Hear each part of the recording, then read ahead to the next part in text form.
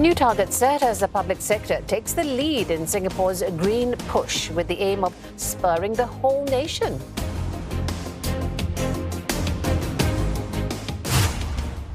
For a closer look, we're joined by Dr. Shawn Lum, Senior Lecturer at the Asian School of the Environment at NTU.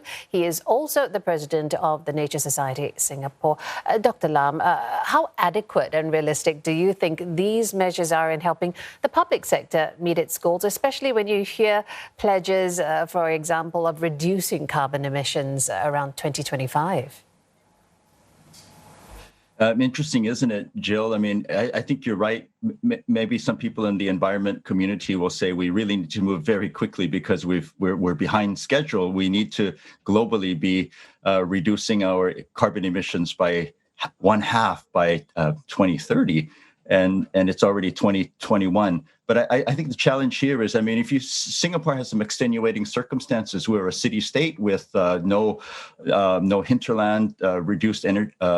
Capacity to create renewable energy and so on. But I think the key is how quickly can we move from here, and how quickly can Singapore be part of a regional approach to becoming more sustainable. And the public sector is set to lead by example, but what about the private sector? What would companies need to do more to meet Singapore's 2030 green targets?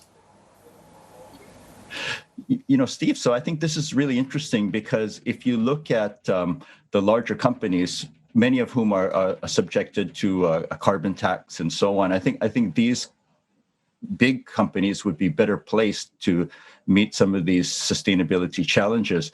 But if you consider that small and medium enterprises represent a large part of the economy and employ so many people, the question is there a capacity within these smaller companies to do things like, is there an energy manager?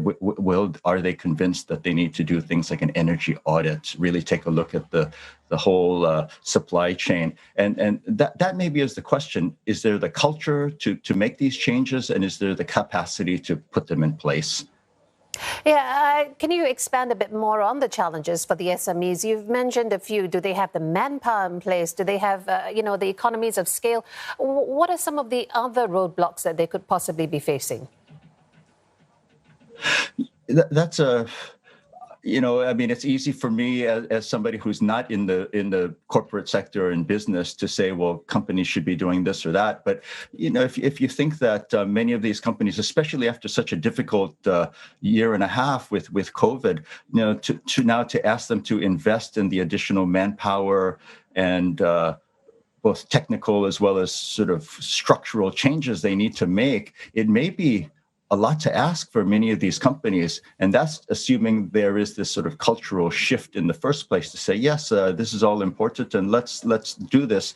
So to expect companies just to do things because it's the right thing, it's not as easy. I think there need to be some sort of opportunities for them, funding perhaps to raise the capacity and to make the innovations that are happening across the public sector more accessible to the private sector.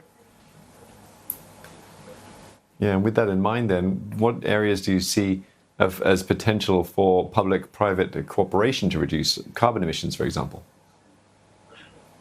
The beauty of Singapore is that we're a small community, so if we put our minds to it, we can move very quickly. So you can imagine that if we leveraged on our universities, the talent in our big universities to do more training, to put out graduates who are ready to meet the challenges of the future, to upgrade companies' capacity as it exists, and then to get some guidance and perhaps, if possible, to kickstart some of these by giving grants and other incentives to adopt more sustainability measures. I think it's got to be really all three partners working together very closely to make these changes that we need to make.